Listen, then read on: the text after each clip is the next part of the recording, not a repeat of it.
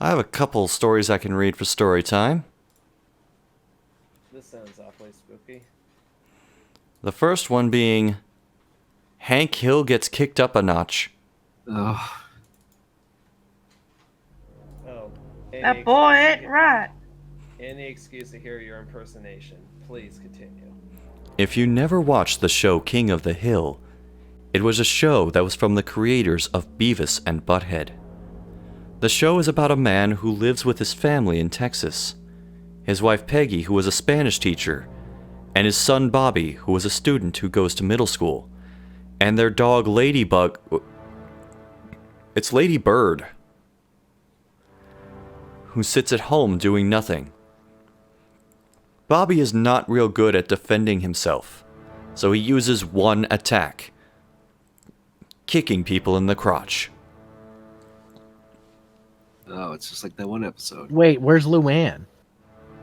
That's not important right now.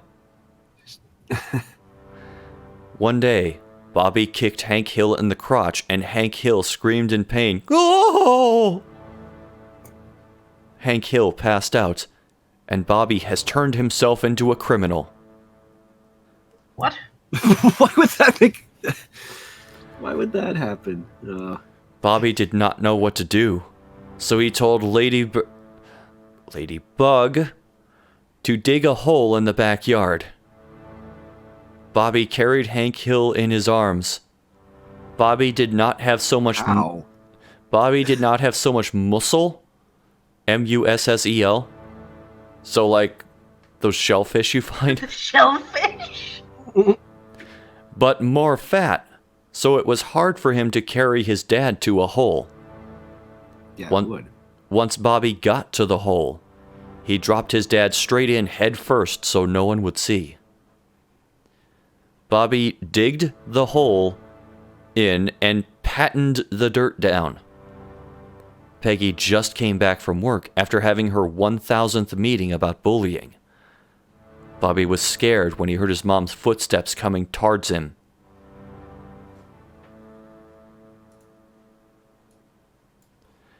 And for the next story, Wait, is it just not finished? it was never finished. Maybe that's for the best. I don't know. I guess that's why you never take his purse, and you better know him. I have a feeling I'll have to send this one to Jeremiah later. This is Crash Bandicoot Hell, the beta level? I heard this story in my local newspaper. I'm from a small town, so the story wasn't really big as such, so I thought I'd share it with you. Marcus James Gilligan, one of my neighbors, always played on his PlayStation 1. He loved all the classic games, but the game he enjoyed the most was Crash Bandicoot. He would see me at school every day and brag about how pro he was at beating Cortex, gaining an high score, higher than mine, etc. Cortex isn't that part of a boss. No, not really. And you don't even get a score really in Crash Bandicoot. A few days ago, I went round his house, logged on to his computer as he was on his PS1, as always. I went onto YouTube and realized his YouTube account was logged in. I was being curious and looked through his inbox. There was just one message, sent around midnight the other Saturday. It read, "Dear Crash Fan 23451." That's a YouTube name if I've heard one. Yeah, sounds legit. I heard you like Crash Bandicoot. What gave it away? So I thought I'd give you a free copy of the Crash Bandicoot beta. Being the fan you are, you're probably already played the betas, but this one is a lot different. Me and my friends have modified it a bit. But be warned, there's something in the game. We couldn't remove or figure out what it was. Joe E3556HD. I was puzzled, but the link in the message got me even more curious, so I clicked it. I called Marcus over to take a look.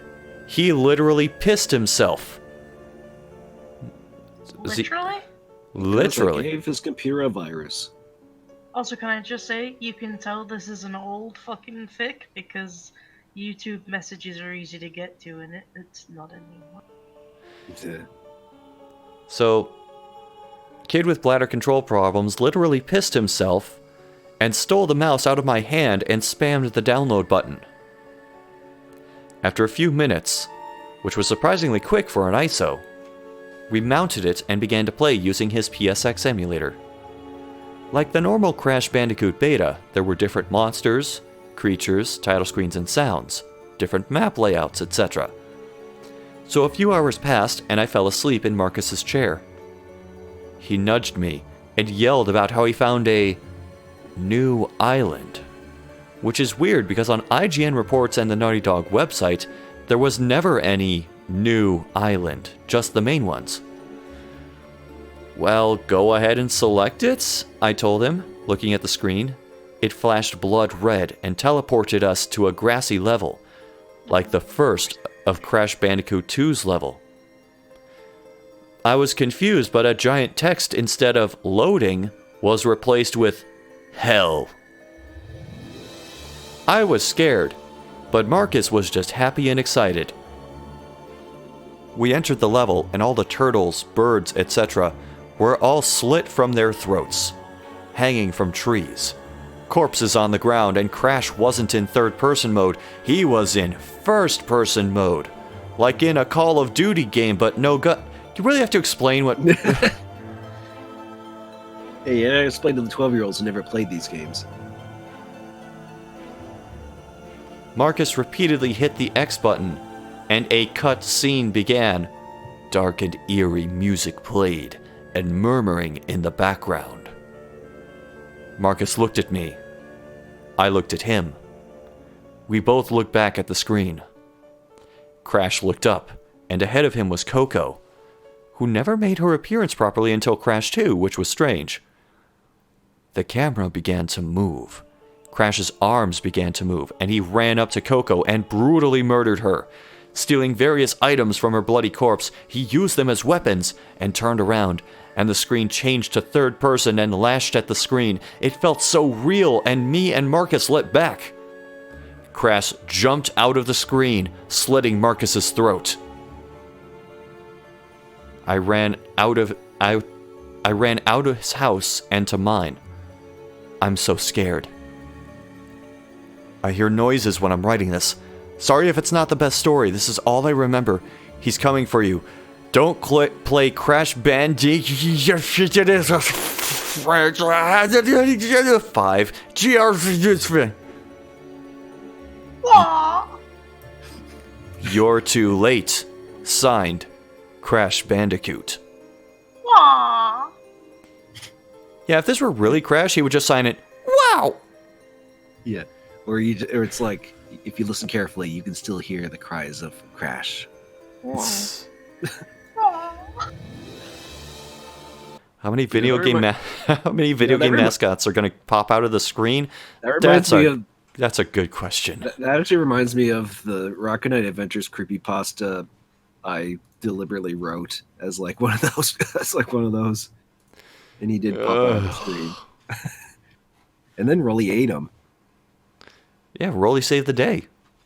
Yeah, the hero we all deserve.